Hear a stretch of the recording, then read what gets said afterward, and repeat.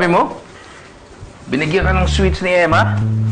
Bakit? Ba't matuwa ka? Bakit ako matutuwa?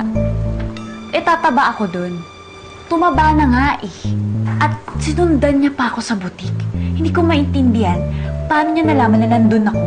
Siguro, yung loling na naman na yun.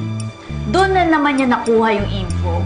Sabi ko naman sa'yo, sisantihin mo na yung chimay na yan. No. Naniniwala ako yung aling loling na hindi niya gagawin yan. Sinabi niya na hindi niya nagagawin yung kasalanan ng ginawa niya. Ngayon, kung binigyan ka ng sweets ni Emma at pinuntahan ka pa niya, palagay ko nakikipagmabutihan lang yon. Okay? Wala man ako nakikita masama ron. At kinakampihan mo pa talaga yung babaeng yun. May plano si Emma. Gusto niya ako tumaba. Hindi naman siguro. Ikaw lang nag-iisip nun. Kahit anong sabihin mo, hindi magkakaroon ako ng tiwala dun sa babaeng yun. Dahil gustong-gusto niya sirain tayong dalawa.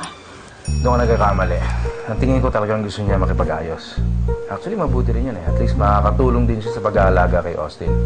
Alam mo, ikaw lang naman itong may sama ng loob eh. Kaya ka napapaaway.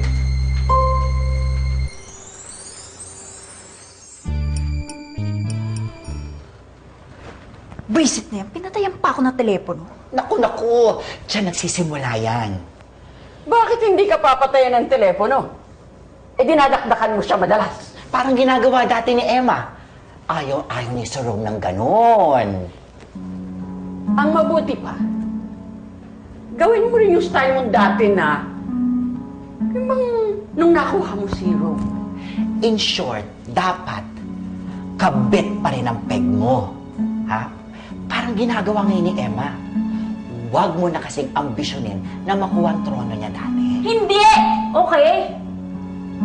I graduated summa cum laude sa pagiging kabit. Tapos na ako. Ayoko na siyang balikan. Annulment na lang ang hinihintay ko. At kapag nakuha ko yun, isasampal ko sa pagmumukha ni Emma yun para tumigil na siyang kakapulupot kay Rome.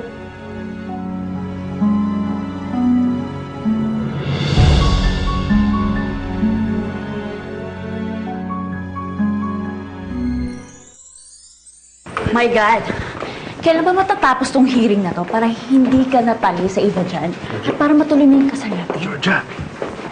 Hay nako, sana nga matapos na to at magkaresulta dahil kawawa naman yung nagfi-feeling bride dyan na hanggang ngayon wala pang engagement ring sa daliri.